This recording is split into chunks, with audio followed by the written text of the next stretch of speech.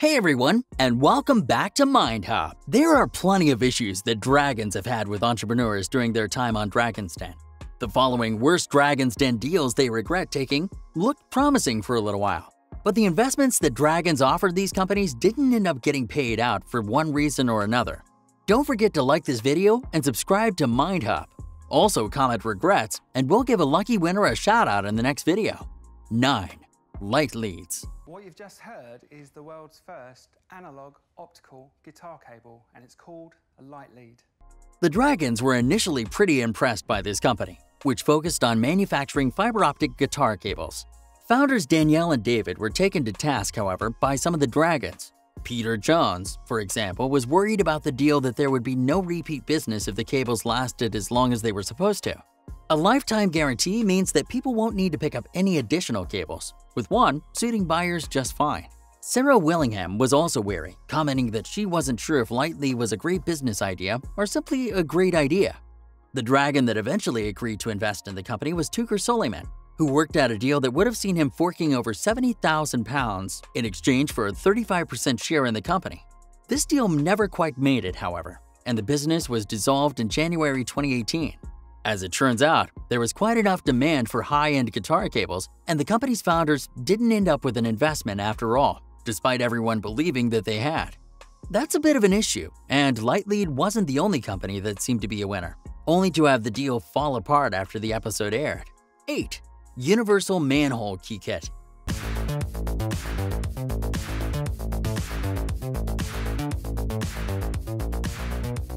Just like Lightlead, the Universal Manhole Keyket looked like it ended up being a success story for the show, with Deborah Meaden offering a deal that would have left the company's founder, Andy Doris, with an additional £40,000 to help kick things into high gear. In exchange for her investment, Meaden would have received a 35% stake in the company. This kit has actually seen a lot of interest since it was pitched to the Dragons, and the company seems to be doing fairly well for itself, despite not receiving a dime from Meaden. Negotiations fell apart during due diligence after filming wrapped up, for reasons that were never publicly disclosed.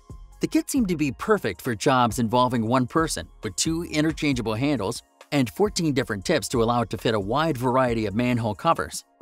The keys were able to help workers lift manhole covers weighing up to 250 kilos and were made from high-quality carbon steel, which made them both strong and durable.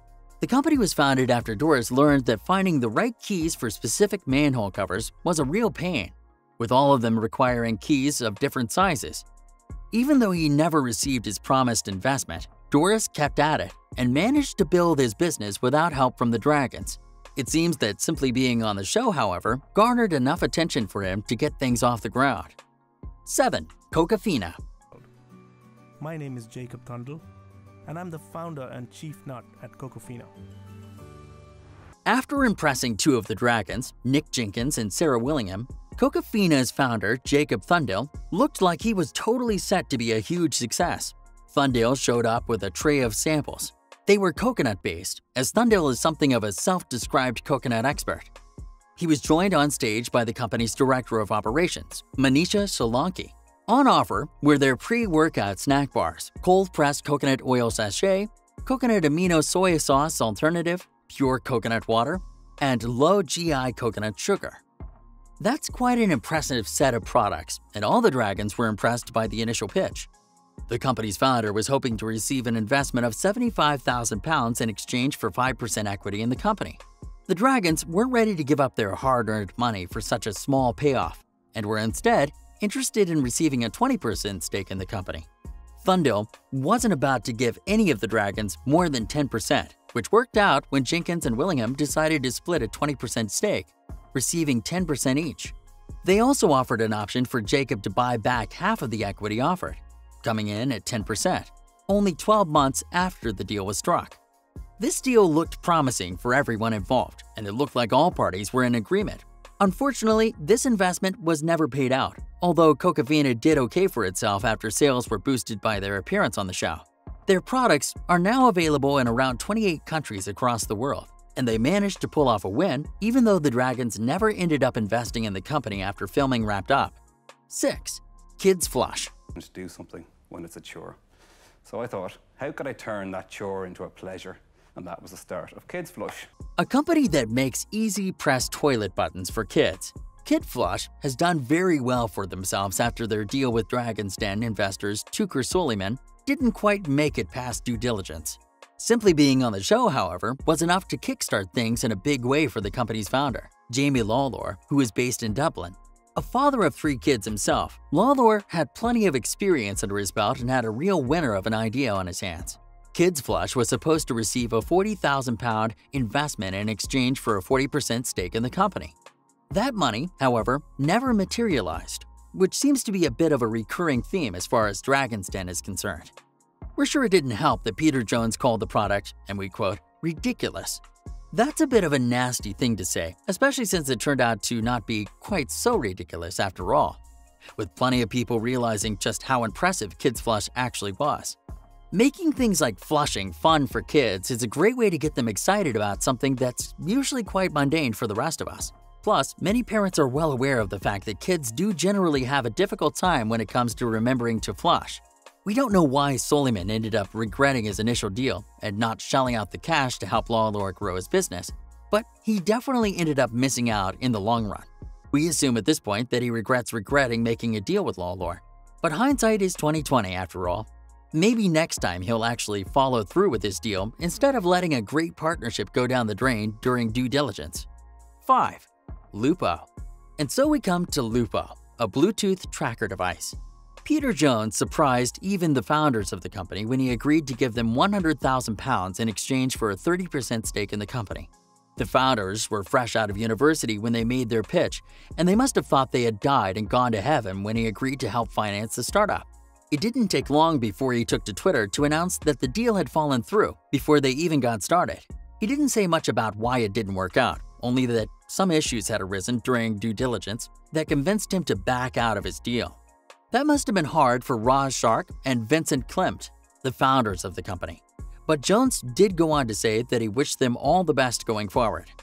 That still didn't help the pair out much, as they needed capital instead of compliments.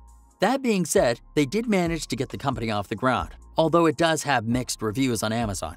It must be hard to get an offer like that from one of the dragons, only to have their hopes come crashing down only a few days afterwards. 4. Love Me Beauty.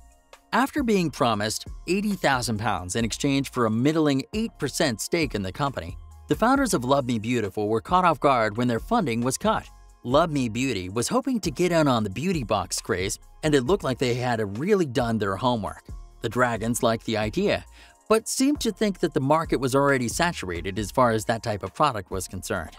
They were potentially right to doubt the company, however, as it never really took off in the way that it was expected to. They're still in business though, and while they weren't an overnight success story, they do seem to be doing fairly well for themselves at this point. We wish we knew more about exactly why the company didn't end up getting the deal that they were offered on air. But everyone involved has, so far, refused to comment, preferring to remain tight-lipped about why things ended up going south. The dragons involved in the deal were Nick Jenkins and Sarah Willingham, who, despite their reservations, did seem enthusiastic about helping the team at Love Me Beauty build their brand in a big way. 3. Snuggle.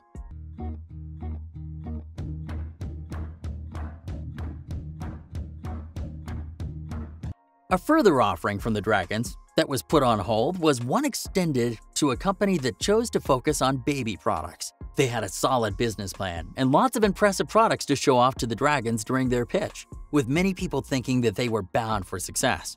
As you can probably tell by now though, a deal struck on air in Dragon's Den doesn't necessarily end up happening in the long run, with about half of the companies who seemed to get a deal getting no money when it came down to it.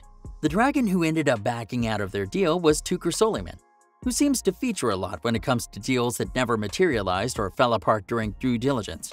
Husband and wife team, Adam and Sinead Murphy, didn't let that loss get them down, however, and they ended up receiving other investments that helped them get their business idea off the ground. Tuckerman's investment would have been a serious boom, regardless of outside investments, as he told them he'd happily give them £100,000 in exchange for a 25% stake in the company. He didn't totally back out though, and it's unclear whether or not his deal is on hold indefinitely or if he'll eventually decide to actually pony up the cash he agreed to give them. 2. Rugged Interaction.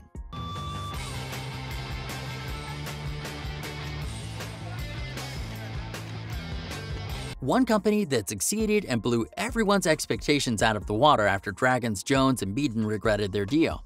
They revoked their offer of £100,000 in exchange for 30% of the company not long after the group began their due diligence together. It seems that the company's founders didn't take the bad news all that hard, and we're sure that simply being on Dragon's Den helped them land plenty of outside investments from investors who actually followed through with their deals. Rugged Interactive managed to double in size in the year following their appearance on Dragon's Den, and moved into some swanky new offices, which is very impressive to say the least. The company was all about creating fun and engaging exercise equipment. The Dragons may have regretted their offer, but they ended up missing out big time, and we bet they're kicking themselves for missing out on a big opportunity when they ended up getting cold feet. 1. Frisia. This company ended up making waves and was a huge hit as far as Dragon's Den viewers were concerned. The Dragons themselves weren't quite so enthusiastic, with Dragons Meaden and Jenkins pulling out of their deal at the last minute. Frisia is a clothes steamer that makes ironing an amazingly simple process, and we think it's a real winner even if the Dragons didn't. The offer that was on the table at the end of the filming was £70,000 for a 10% stake in the company. Maybe the Dragons thought that 10% was too low of a number and decided that they would have to do too much work for too little payout, but we think they should have given the company more of a chance than they actually did. Once again, we don't know much about why the deal didn't quite pan out, but we are happy to see Frisia's founders receive plenty of interest after their episode aired, and they seem to be doing quite well at this point.